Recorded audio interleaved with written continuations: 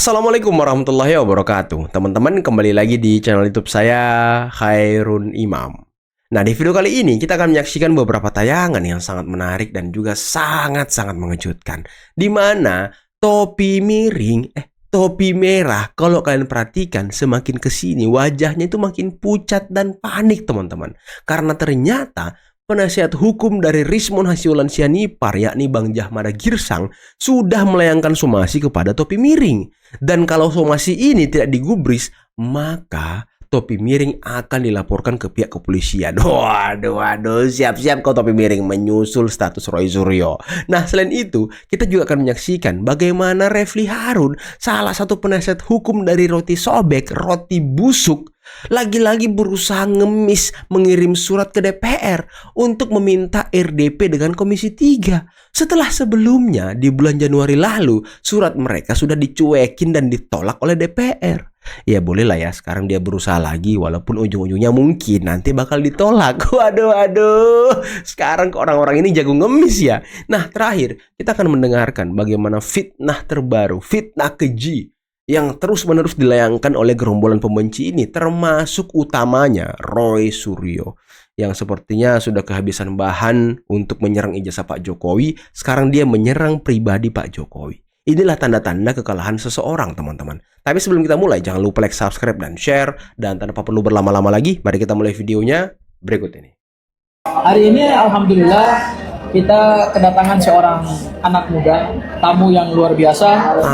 Inilah aset Indonesia masa depan. Ya Mas Roy ya? Sangat. Ini mereka inilah yang akan menjadi generasi di Indonesia Emas tahun 2045. Oleh karena itu, tugas negara adalah memberikan perlindungan kepada para anak-anak muda cerdas, sekaligus juga mendorong mereka Mas Roy, supaya mereka semakin luas menemukan penelitian-penelitian ilmiah terbaru, demi bukan untuk apa-apa, tapi demi Indonesia yang lebih baik. Waduh, demi Indonesia yang lebih baik. Tapi coba kalian perhatikan wajah dari si topi miring. Sepanjang video sepertinya dia tidak senyum-senyum lagi, teman-teman. Sepertinya wajahnya tuh sudah berat sekali gitu, kayak orang memikul beban yang sangat banyak ya kan. Aduh, kasihan banget topi miring. Aduh, sudah ngibulin Roy Suryo sama Refly, sekarang kena somasi ya kan. Aduh. Ya Mas Roy ya, nah, sepakat. Hari ini para sahabat Mas Roy dan sahabat Abdul Ghafur Sengaja Official dan Langkah Update, ini topi merah ini adalah anak muda yang saya kira semua orang Indonesia udah kenal lah. Asik. Dalam beberapa hari terakhir ini beliau begitu fenomenal ya Mas Roy. Karena satu-satunya anak muda Indonesia dalam usia yang masih sangat muda berani untuk membantah hasil penelitian seorang Rismon Sianipar. Ya, dia telanjangi itu hasil penelitiannya Rismon yang dia presentasikan di Rakyat Bersuara. Emang itu penelitian juga. Katanya, kata dia. Ya, itu bukan penelitian ya. Pemalsuan itu bukan penelitian. Berarti jelas ya. Berarti yang ditampilkan oleh Rismon itu adalah hasil utak-atik. Ya. Utak-atik dokumen yang dia nilai itu asli, ternyata Tambah palsu. tambah palsu. Oke, para Ketawa dong topi merah. pemirsa YouTube sekalian, hari ini kita akan menerima kuasa dari Mas Topi Merah. Kuasa. Ya, kuasa resmi, karena hari ini secara resmi Mas Topi Merah juga disomasi oleh kuasa hukumnya Rismon Sianipar, mantan rekan kita juga, mantan sahabat kita juga Mas Roy ya, yaitu Jahmada Girsang. Dan somasi itu sudah disampaikan secara resmi, ada surat juga disampaikan lewat WhatsApp ya. Mas Topi Merah nanti bisa menjelaskan ya. Dan untuk memberikan perlindungan hukum sekaligus juga mewakili hak-hak seorang warga negara yang sedang disomasi, maka Mas Topi Merah akan memberikan kuasa hukum kepada kami, Mas Roy ya. Tanda tangan surat kuasa ya. Oke.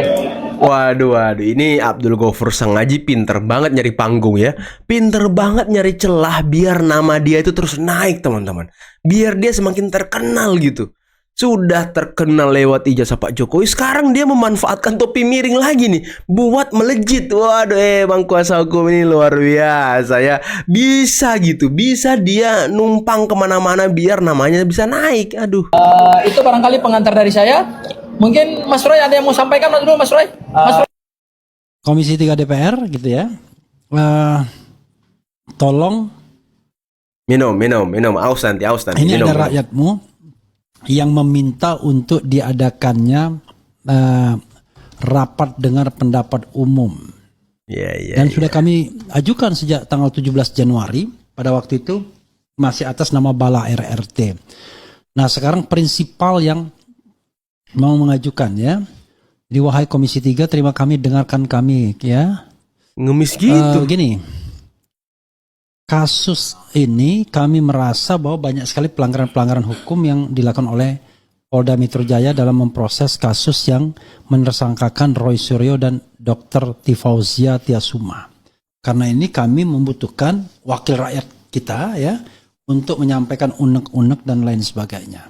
Nah ini ada yang kita bacakan surat untuk DPR Komisi 3. Jadi kami mengirimkan surat ya, dan surat ini mungkin akan kami layangkan Senin atau Selasa, tapi sesungguhnya surat sebelumnya itu sudah pernah dilayangkan dan belum ada tanggapan dari Komisi 3 DPR mengenai permintaan untuk menggelar RDPU atau rapat dengar pendapat umum. Dicuekin. Nah, kami tidak tahu kenapa mereka resisten untuk mendengarkan keluhan rakyat, karena ini kan menurut saya ya harusnya diakomodir. Tradisional lagi, Mas.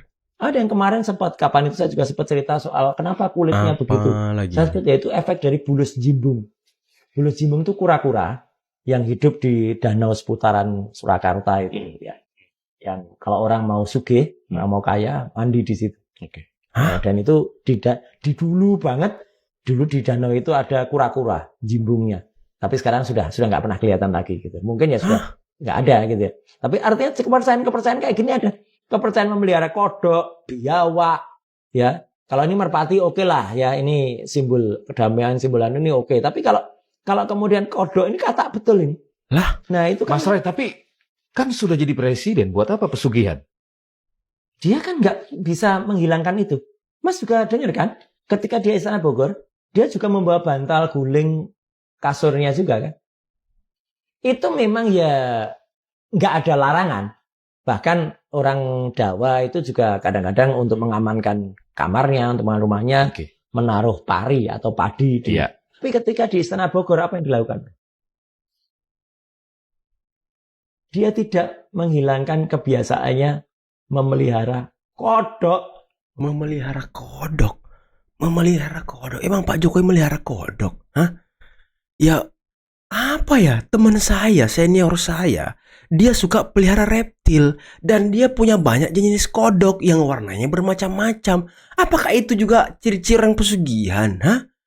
Wah, ini orang udah kacau pola pikirnya, teman-teman. Ini orang kayaknya udah lewat ini, udah kelewatan ini. Ini nggak bisa lagi dibiarkan kalau orang ini terus begini loh. Dia hanya mengira-ngira, menduga-duga, kemudian menyimpulkan. Ini bahaya loh. Ini bahaya orang ini. Wah, kalau kau udah kalah dalam kasus ijazah, udah di situ aja bertarungnya. Jangan kemana-mana, jangan memfitnah orang. Jangan kau membuat tuduhan-tuduhan liar yang lain. Jangan kau lari ke ranah-ranah pribadi. Ini kan konyol ini. Emang orang kalau pelihara hewan gak apa-apa. Saya punya teman pelihara ular, pelihara reptil. Ada yang punya kadal, ada yang punya kodok. Pokoknya teman saya banyak tuh yang pelihara-pelihara begitu. Dan dia gak pesugihan. Wah, ini gawat orang ini. Oke. Jadi kalau dulu sebelum istilah termul itu mengetap sampai sekarang, apalagi Pak JK lebih mempopulerkan lagi istilah termul itu ya. Jokowi ini memang memelihara kodok. Ya, emang Kodok kenapa? Kalau memang iya, cebong. kenapa? Jadi waktu itu kalau di sosial media ada cebong dan kampret ya. Ya cebong-cebong itu bukan hanya secara dunia maya. Dunia nyata pun ada cebong-cebong. Kalau di masyarakat Jawa apa sih, Mas? Pesugihan. Iya. Diketawain kan? Saya kesini tidak ada kepentingan sama sekali. Saya hanya ingin menjalankan perintah dari Bapak Presiden. Januari lalu, kunjungan ini sempat batal. Situasi keamanan di Yahukimo belum memungkinkan. Tapi Keren, Mas April, Wapres ya. ia datang. Keren. Mendadak, tanpa banyak pengumuman. Bukan janji yang ia bawa, tapi program yang sudah berjalan langsung ke tangan warga. Saya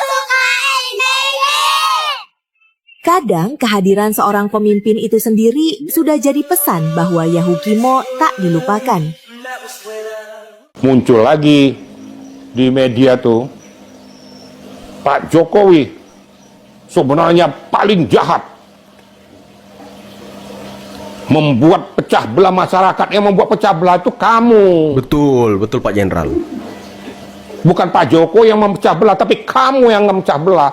Kamu ngerti hukum tapi tidak mau mendudukkan hukum pada proporsinya. Kamu bilang pecah belah, emang apa hak kamu minta supaya Jokowi nunjukin itu? Keren Pak Jenderal ya. Nggak ada haknya.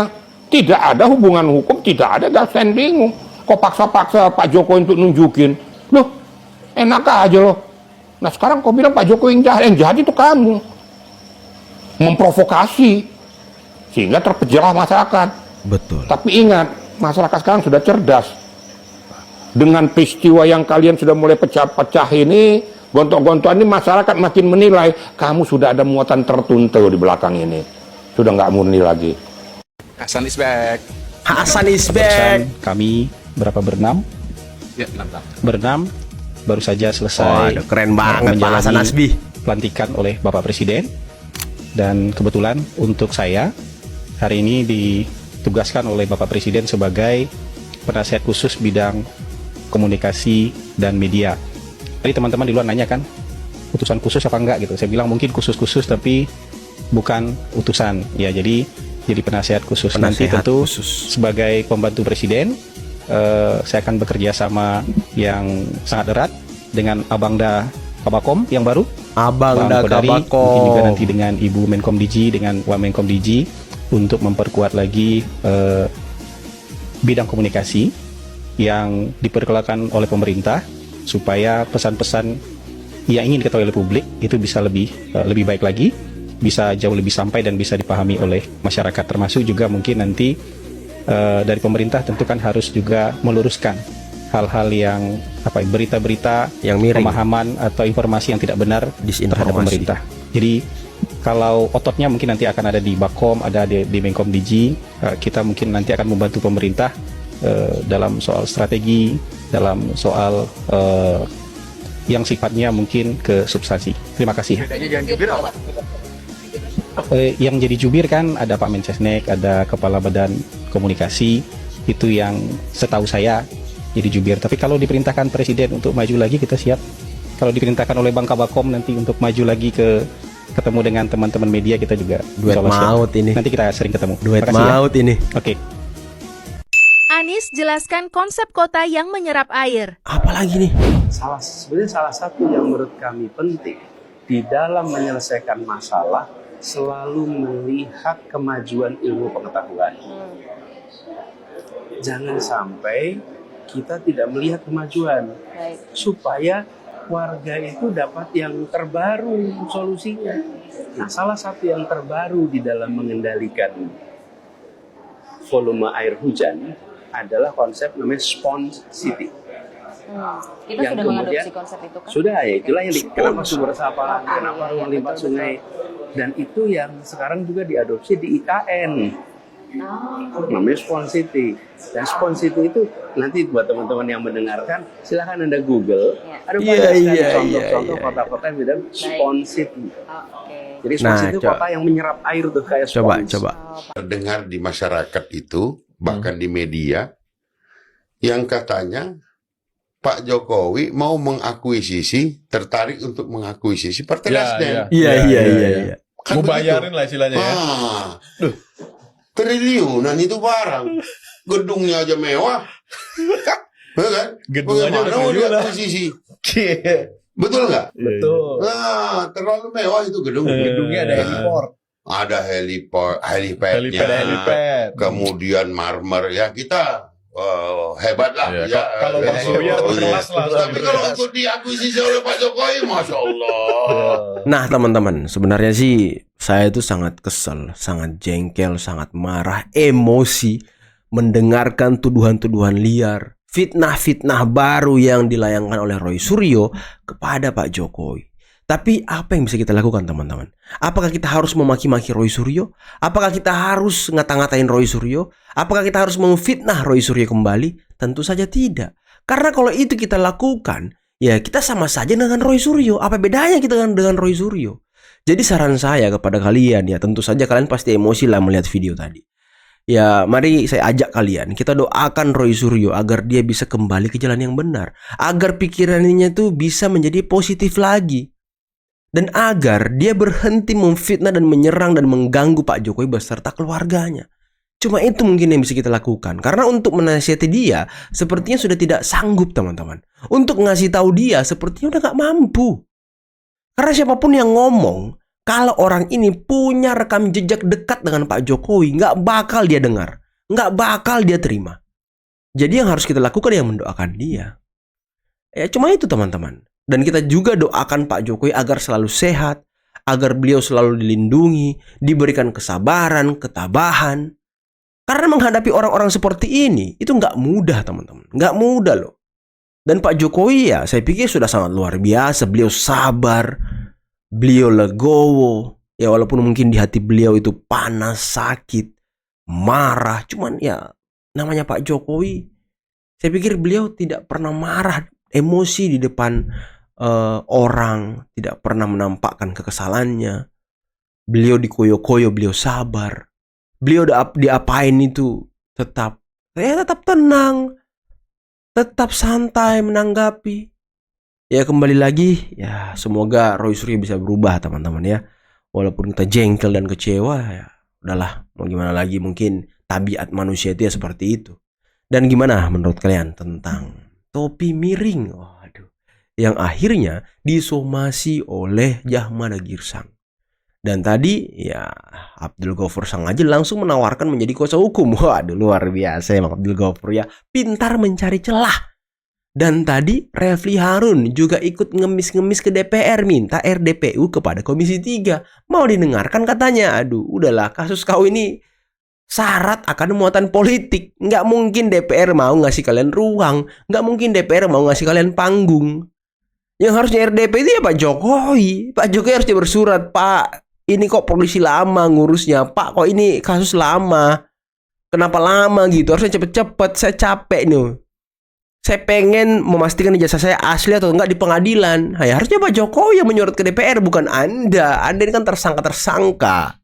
Yang jelas perlakuannya, perbuatannya. Orang semua lihat, orang semua dengar omongan-omongan kalian. Jadi ya udahlah, berhenti ngemis. Hadapi di pengadilan, masuk di pengadilan. Mending kalian surati kejaksaan. Ayo cepet-cepet P21, surati tuh penyidik. Ayo cepet-cepet sidik, biar kita masuk pengadilan bertarung, pembuktian gitu. Jangan ngemis-ngemis ke DPR, ngemis-ngemis ke ini, ke itu. Aduh, udahlah. Aduh, dan tadi Anies katanya cara menyerap air ya kan. Waktu dia jadi gubernur, apa kabar Jakarta? Hah? Waktu dia jadi gubernur, apa kabar Jakarta? Apakah dia sudah lupa dengan Jakarta? Apakah dia sudah lupa dengan apa yang dia buat di Jakarta, teman-teman? Coba kalian komen di bawah ya. Apa yang dibuat Anies saat menjadi gubernur di Jakarta? Sampai mau batuk ya kan. Dan tadi, aduh teman-teman, saya sih udah nggak konsen kontennya gara-gara perkataan Roy Suryo tadi. Gara-gara kalimat Roy Suryo. Aduh, panas teman-teman. Hati ini panas gitu loh mendengarkan orang-orang ini terus menyerang Pak Jokowi, terus memfitnah Pak Jokowi, terus menyebarkan tuduhan-tuduhan liar kepada Pak Jokowi. Itu sangat luar biasa loh. Dan tadi kita bisa dengarkan bagaimana Mas Wapres Gibran Rakabuming Raka tampil sangat memukau, menunjukkan kualitasnya, hadir di Yahukimo, salah satu daerah yang merah mungkin ya, bahkan mungkin hitam di tanah Papua karena berbagai peristiwa. Tapi Mas Wapres Gibran tetap menjalankan perintah dan juga arahan dari Presiden. Beliau turun langsung ke lapangan memastikan agar program-program pemerintah itu berjalan dengan baik. Ya walaupun beliau diancam oleh kelompok-kelompok kriminal bersenjata di sana, tapi beliau luar biasa, mentalnya tidak kalah dengan Pak Jokowi. Ya, dan kita terus dukung Mas Wapres Gibran, kita terus support Mas Wapres Gibran agar beliau terus bekerja dan juga mungkin bisa mensejahterakan rakyat, teman-teman. Oke, mungkin cukup sekian dulu video kali ini. Jangan lupa like, subscribe, dan share videonya. Akhir kata, billahi taufiq wal hidayah. Assalamualaikum warahmatullahi wabarakatuh. Bye-bye.